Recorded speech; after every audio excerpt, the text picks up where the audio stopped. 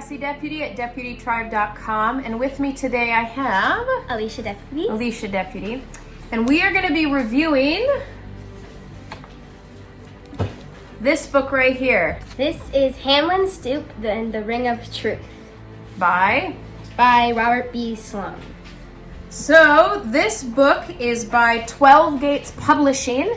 You can go ahead and check out the show notes below, and I will include a link to 12 Gates Publishing.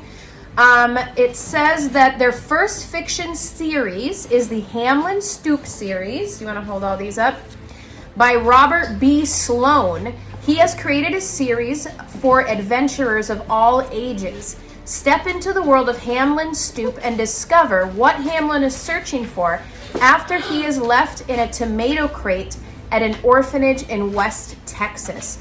So these are very much non-fiction, kind of fantasy type books with a lot of like moral undertones, like courage and bravery and truthfulness and just a lot of upstanding character traits. Some people relate him to George MacDonald, C.S. Lewis, and J.R.R. Tolkien. So I don't know. He actually reads, in this book, he reads books by those people. Yeah, the character. Yeah. So Alecia has read all of these two books in the first part of the series, and then she is currently reading this book, which we will be talking about today. So why don't you go ahead and nice and loudly explain what this book is about and what you thought of it. This book is about when Hamlin gets back from out of the cave and he was sent by King Carr to find the missing princess of the land of Gloaming, which he believes is his friend Layla. Meanwhile, on the other side, his parents are trying to escape and hopefully find their son again.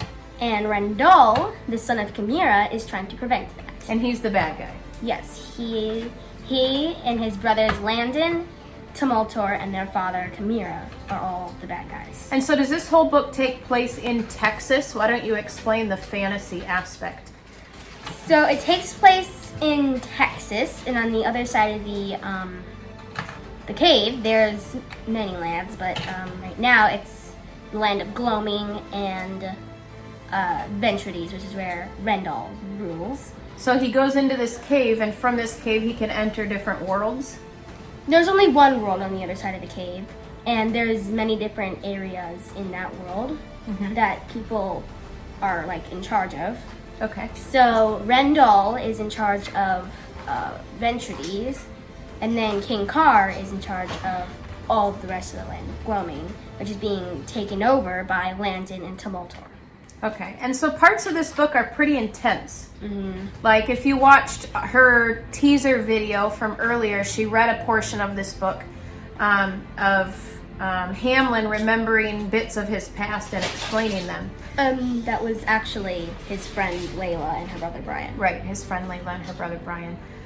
So considering how intense some of the parts of this book can be, as well as like the reading level, what would you say would be a good age for this book? Like, how did you fare in understanding it? Probably 8 and up, because the words, they use like bigger words that can be hard to understand, and just like some of the parts are like intense, and like a lot of people die in the books, so it's probably like 8 and up because of those facts. Okay. And then this book is about 627 pages long, so it's a pretty thick book. What do you think about the size of it? Do you like that you don't have this small one you're going to blow through and you got more content you can kind of dig into? Yeah, I love reading bigger books because then I can, like that book, I was like, oh no, I got to find what happens, and so I was like, I need to get the next book, so... And so this one is going to be harder to go through instead of just reading all throughout those two books. So I'll probably be able to wait longer for the next one. Was there any parts that are kind of boring? Did you ever lose interest, or is it pretty like high intensity and keeps you engaged the whole time? Some parts can be a little bit boring, but after that, they get like super interesting, and you're like, what in the world? I didn't even think that would happen. Like what? What name? Can you give us an example of that? Well, at first it was a little bit boring when they were looking into, like, they were going to the orphanage and try to see where Layla came from because she was adopted by Brian and his parents. So he was just talking to, like, the director, and that was, like, the boring part. And then I got to the next part where they go back to their old house, and there's this metal box that they're looking for with their parents' old files in it. And this lady, Mrs. Eastland, who is Hamlin's teacher in Middleton, is taking the box to try, and then they chase her in their car until they get to Casey's Red Barn, which is like a restaurant, and she explains her whole part of the story. And she is the one who helped Brian and Layla because when their car went over the side of the road, like road, the bridge, yeah. Over the bridge. She's the lady who came and picked them up. Wow. After the eagle so everything's came kind and of rescued them. Yeah, so it's super cool. That is really cool. So I think a lot of parents especially would be asking if there's anything inappropriate in these books, or how well they line up with, like, if you're a Christian and you have biblical worldview and moral, like, you want what your children read to be clean, right? And appropriate, and reinforce good character traits instead of bad ones. How would you say this book does with that? As far as I've gotten, there's nothing inappropriate. It's pretty, there's like these strange creatures that are a little bit like creepy, but I like how it kind of reminds me of, like, in the Bible there's God and then there's Satan and they have demons and angels.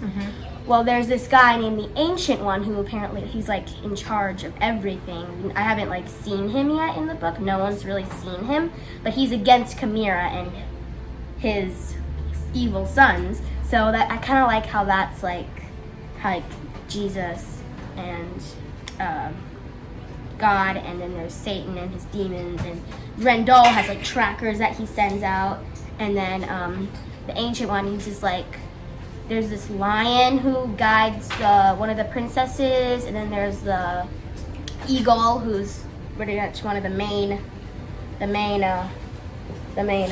like what are they called? Characters?